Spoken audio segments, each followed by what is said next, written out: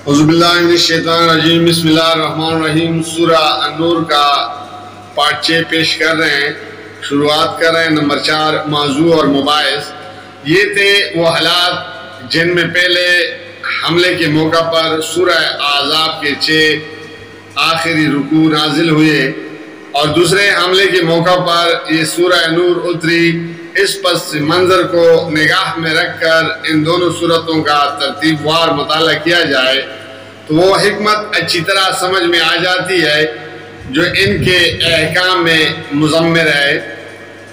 منافقین مسلمانوں کو اس میدان میں شکست دینا چاہتے تھے جو ان کو تفوق کا اصل میدان تھا۔ اللہ تعالیٰ نے بجائے اس کے کہ وہاں کے اخلاقی حملوں پر ایک غضبناک تقریر فرماتا یا مسلمانوں کو جوابی حملے کرنے پر اکساتا، تمام تر توجہ مسلمانوں کو یہ تعلیم دینے پر صرف فرمائی کہ تمہارے اخلاقی محاذ میں جہاں جہاں رکھنے موجود ہیں ان کو بھرو اور اس محاذ کو اور زیادہ مضبوط کر لو۔ ابھی آپ دیکھ چکے ہیں کہ نکاح زینب کے موقع پر منافقین اور کفار نے کیا طوفان اٹھایا تھا۔ اب ذرا سورہ احزاب نکال کر پڑھیے، وہاں آپ دیکھیں گے ٹھیک اسی طوفان کا زمانہ تھا جبکہ معاشرتی اصلاح کے متعلق حسب ذیل ہدایت دی گئی۔ نمبر 1، ازواج مطہرات کو حکم دیا گیا کہ اپنے گھروں میں وقار کے ساتھ بیٹھے، بناؤ سنگار کر کے باہر نہ نکلو اور غیر مردوں سے گفتگو کرنے کا اتفاق ہو تو دبی زبان سے بات نہ کرو کہ کوئی شخص بے جا توقعات قائم کرے۔ آیت نمبر 32-33۔ نمبر 2، حضور صلی اللہ علیہ وسلم کے گھروں میں غیر مردوں کے بلا اجازت داخل ہو جانے کو روک دیا گیا اور ہدایت کی گئی کہ ازواج مطہرات سے کوئی چیز مانگنی ہو تو پردے کے پیچھے سے مانگو۔ آیت نمبر 53۔ غیر محرم مردوں اور محرم رشتہ داروں کے درمیان فرق قائم کیا گیا اور حکم دیا گیا کہ ازواج مطہرات کے صرف محرم رشتہ دار ہی آزادی کے ساتھ آپ کے گھروں میں آ جا سکتے ہیں۔ آیت نمبر 55۔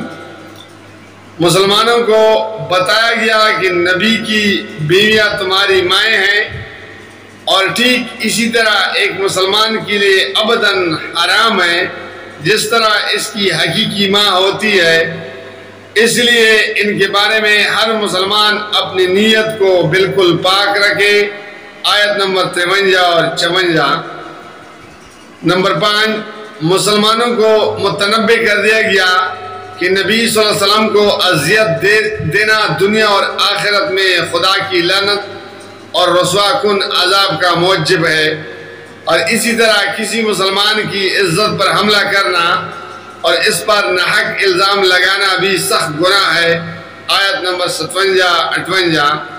نمبر 6، تمام مسلمان عورتوں کو حکم دیا گیا کہ جب باہر نکلنے کی ضرورت پیش آئے تو چادر سے اپنے آپ کو اچھی طرح ڈھانک کر اور گھونگھٹ ڈال کر نکلا کریں۔ آیت نمبر 59۔ پھر جب واقعہ افق سے مدینے کی معاشرے میں ایک ہلچل برپا ہوئی تو یہ سورہ نور اخلاق، معاشرت اور قانون کے ایسے احکام و ہدایات کے ساتھ نازل فرمائی گئی جن کا مقصد یہ تھا کہ اول تو مسلم معاشرے کو برائیوں کی پیداوار اور ان کے پھیلاؤ سے محفوظ رکھا جائے، اور اگر وہ پیدا ہو ہی جائیں تو پھر ان کا پورا تدارک کیا جائے۔ ان احکام و ہدایات کو ہم اسی ترتیب کے ساتھ یہاں خلاصتاً درج کرتے ہیں جس کے ساتھ وہ اس سورے میں نازل ہوئی ہیں تاکہ پڑھنے والے اندازہ کر سکے کہ قرآن ٹھیک نفسیاتی موقع پر انسانی زندگی کی اصلاح و تعمیر کے لیے کس طرح قانونی، اخلاقی اور معاشرتی تدبیر بیک وقت تجویز کرتا ہے۔ نمبر 1، زنا جیسے معاشرتی جرم پہلے ہی قرار دیا جا چکا تھا، سورہ نساء آیت نمبر 15-16۔ اب اس کو فوجداری جرم قرار دے کر اس کی سزا 100 کوڑے مقرر کر دی گئی۔ نمبر 2، بدکار مردوں اور عورتوں سے معاشرتی مقاطعے کا حکم دیا گیا اور ان کے ساتھ رشتہ مناکحت جوڑنے سے اہل ایمان کو منع کر دیا گیا۔ نمبر 3، جو شخص دوسرے پر زنا کا الزام لگائے اور پھر ثبوت میں 4 گواہ نہ پیش کر سکے، اس کے لیے 80 کوڑوں کی سزا مقرر کی گئی۔ نمبر 4، شوہر اگر بیوی پر تہمت لگائے تو اس کے لیے لعان کا قاعدہ مقرر کیا گیا۔ نمبر 5، حضرت عائشہ رضی اللہ تعالی عنہ پر منافقین کے جھوٹے الزام کی تردید کرتے ہوئے یہ ہدایت کی گئی کہ آنکھیں بند کر کے ہر شریف آدمی کے خلاف ہر قسم کی تہمتیں قبول نہ کر لیا کرو اور نہ ان کو پلاتے پھرو۔ اس طرح کی افواہیں اگر اڑ رہی ہوں تو انہیں دبانا اور ان کا سدباب کرنا چاہیے، نہ یہ کہ ایک منہ سے لے کر دوسرے منہ اسے آگے پھونکنا شروع کر دے۔ اسی سلسلے میں یہ بات ایک اصولی حقیقت کے طور پر سمجھائی گئی کہ طیب آدمی کا جوڑ طیب عورت سے ہی لگ سکتا ہے، خبیث عورت کے اطوار سے اس کا مزاج چند روز بھی موافقت نہیں کر سکتا، اور ایسا ہی حال طیب عورت کا بھی ہوتا ہے کہ اس کی روح طیب مرد ہی سے موافقت کر سکتی ہے، نہ کہ خبیث سے۔ اب اگر رسول صلی اللہ علیہ وسلم کو تم جانتے ہو کہ وہ ایک طیب بلکہ ایک اطیب انسان ہے، تو کس طرح یہ بات تمہاری عقل میں سما گئی کہ ایک خبیث عورت ان کی محبوب ترین رفیقہ حیات بن سکتی تھی؟